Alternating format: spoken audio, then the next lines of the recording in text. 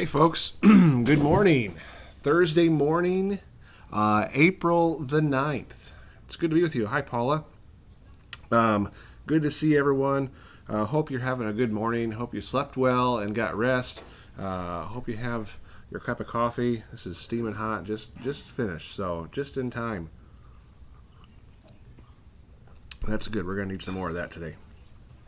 Want to just be with you again and talk to you and share with you a little bit some scripture and kind of get your day started off with a little bit of Jesus and a little bit of a bright spot. And that's always a good way to start, isn't it? But before we jump into the scripture, I wanted to share with you a joke, and some of the jokes I know can be a little bit cringeworthy, but that's okay. That's okay. So sometimes we need to have little cringy jokes now and then. But here's our joke for this morning. How do you know if an ant is a boy or a girl? How do you know if an ant is a boy or a girl? Well, the answer is they're all girls. Otherwise, they'd be all uncles. What do you think of that one in there? You've had better. I've had better, I know. But that cringe, I thought it was funny. All right. You can share that one. Share that with your friends. Go ahead and tell that joke with them. All right.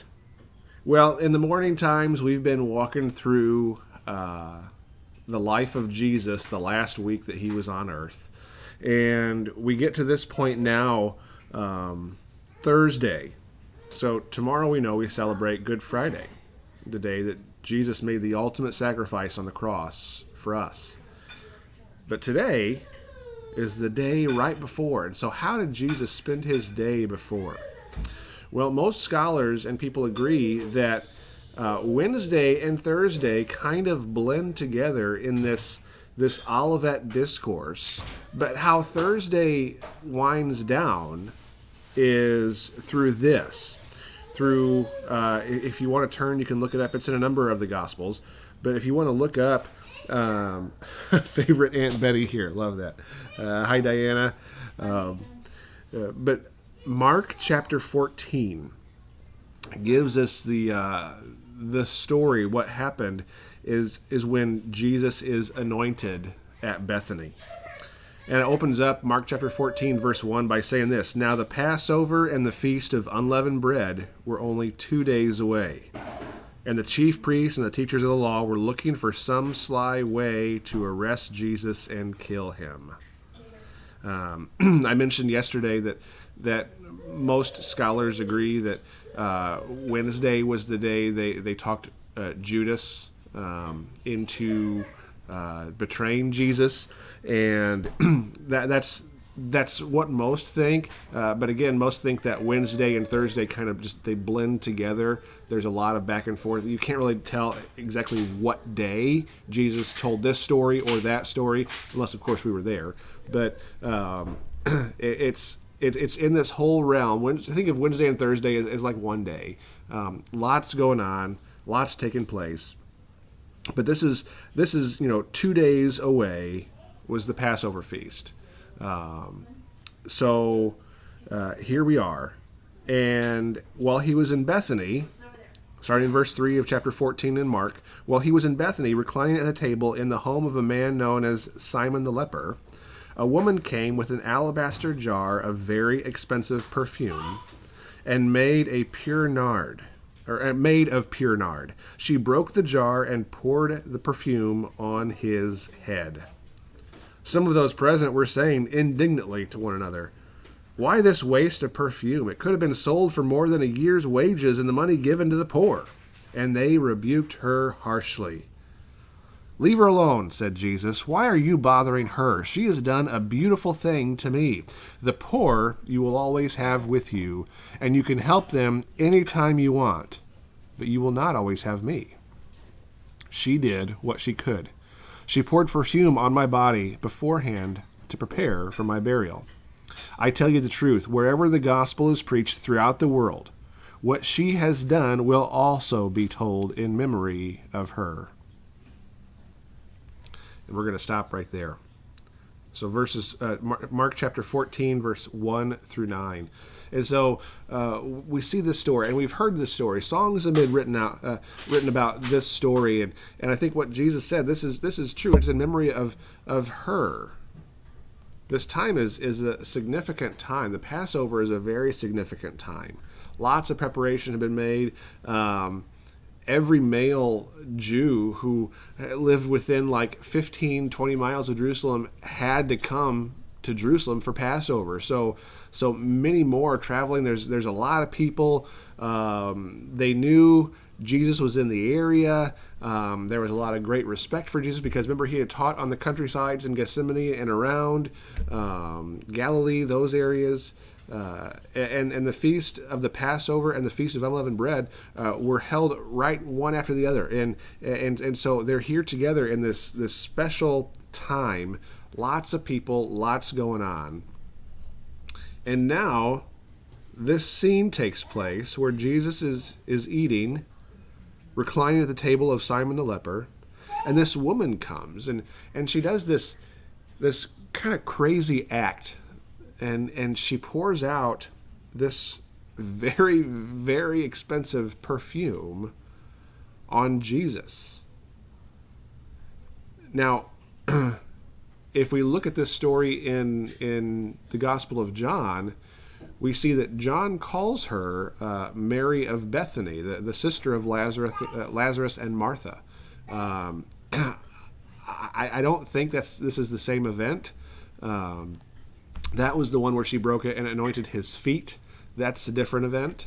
But this is a very, very important story. And she anoints his head with this perfume. Poured this jar of perfume all over his head. And look at what verse 5 says. It could have been sold for more than a year's wages and the money given to the poor. Think about that. I like to buy my wife gifts and nice things, but I don't think I've ever spent a year's wages on a bottle of perfume. Have I, honey? I'm sorry, what? Yeah. I was taking pictures of our cute child. Oh, okay. I'm talking. I've never bought you a bottle of perfume that cost a year's wages. Oh, no. No. Why not? Why not? Yeah, I know. Yeah. So,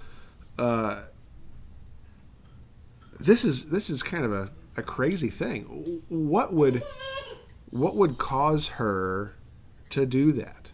What would drive someone to pour out this expensive stuff for someone who, we don't know if she has a relationship. We don't know if she's met him before. We don't know a lot of these things.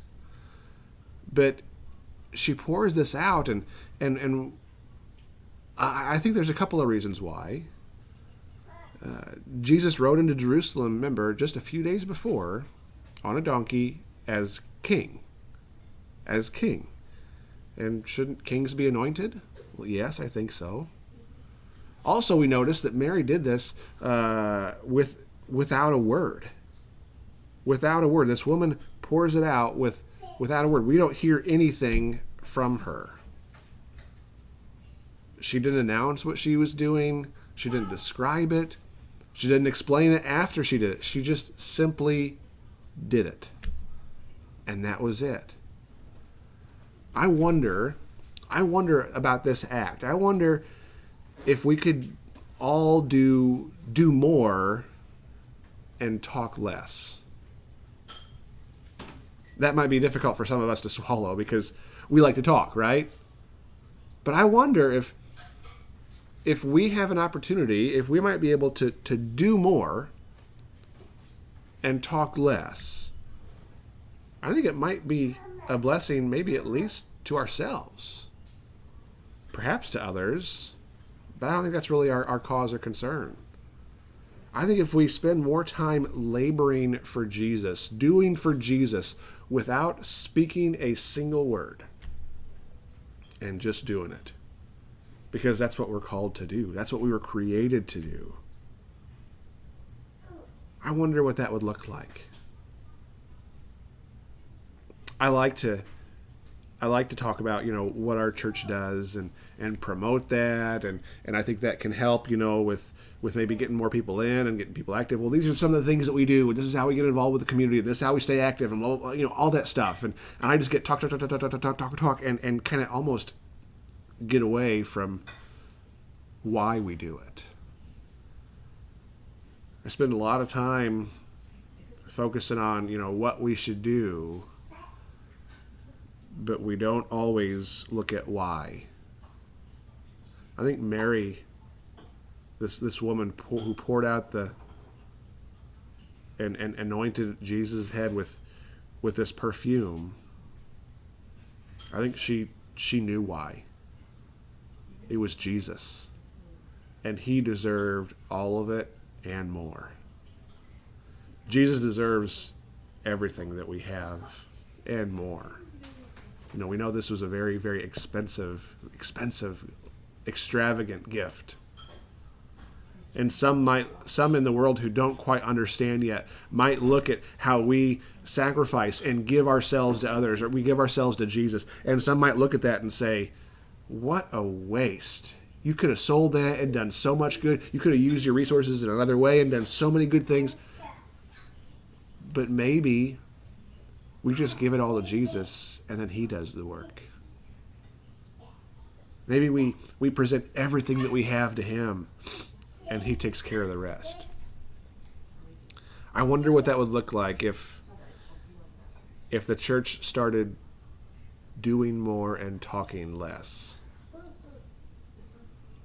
I heard a great story, and I think I've shared it with you maybe in a sermon once or twice, of a young man who attended a church for the first time. He was in this church for the first time, and he was hearing the pastor preach, and what the pastor was preaching on was about serving and doing and being the hands and feet of Jesus, and man, the guy was like, hey, this is exactly what I needed to hear. This is exactly the place that I'm looking for. Is somewhere, someplace, somebody that does all these things. That's awesome. And so he went home and he came back the next week and he heard the people at the church talk and heard the pastor preach again about all these great things and what should be going on and what the church does and all that stuff. And he said, yes, this is really solidifying inside of me. This is the place I need to be. And then he came back a third week in a row. And he hears this same kind of theme again about being the hands and feet of Jesus and serving and doing. And after service, he had the opportunity to stand in the greeting line and meet the pastor after service. And he went up to the pastor and said, I am just so impressed and excited and enthused about being part of a church that does all these great things. So now when do we get to do the stuff? And the pastor was kind of puzzled and said, what do you mean? The man says, everything that you've been talking about, everything you've been telling us out of Scripture, when do we get to do all that stuff? And the pastor said, well, on Sundays we do this. We come to church and we have Sunday school. And then on Wednesdays we have Bible study and we have activities for children and for kids. And the man said, no. When do we do all the stuff outside of here? Yeah, I think sometimes we get so caught up with the fact that church is done in the church, in the building. We can't do that anymore right now. It's temporary, but we can't do it right now. So how are you going to do more to be the hands and feet of Jesus right where you are? In your circumstances, how are we, I'm going to include myself in this, how are we going to be like this woman who gave this ultra extravagant gift to Jesus and never said a word, just did? I wonder what it would look like if churches, if believers, if Jesus followers, if we started doing more and talking less. I think some good would come out of it. I'm not trying to be a prophet here, but I think we should look at the examples of what we find in Scripture and maybe pay a little bit closer to that.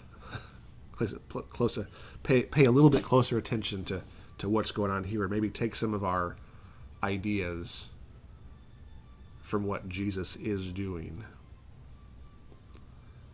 Now, folks, I want you to continue to dwell upon this week, this Holy Week. What's going on? What's taking place? All the preparations that's going into this. Tomorrow we're going to celebrate Good Friday. And so come back and join us again tonight at 8:30 as we spend some time with hope and prayer and blessing. And then tomorrow morning we'll have another devotional time talking about preparations for the Lord's Supper. And then Friday night we'll have a Good Friday service at 8:30 right here. All right? So plan to be back. It won't be long. It's not going to be a long church service. But it's going to be a time of reflection and a time of preparation. Between now and Friday night, if you have the opportunity, you don't need to make special preparations. But Friday night, we're going to participate in the Lord's Supper together. And so if you have a juice, a tea, a liquid, if you have a bread or a cracker or something like that, take just a small bit and set it aside. We're gonna celebrate communion together. It doesn't have to be Welch's brand grape juice. It doesn't have to be yeast-free, unleavened bread. It can be whatever we have, because it's about the act. It's not about the thing. But we want to celebrate together, and I encourage you to come back again with us Friday night at 8:30. We're still going to do tonight at 8:30 and Friday morning at 8:30. But come back again Friday night at 8:30 as we celebrate Good Friday and the Lord's Supper together. All right? Guys, I hope you have a blessed day. I hope you accomplish all the goals that you have set out. I pray that you are productive. And not just productive, but productive in a way that points people back to Him. All right? Love y'all. Appreciate you. Be a blessing today to someone. All right? Take care.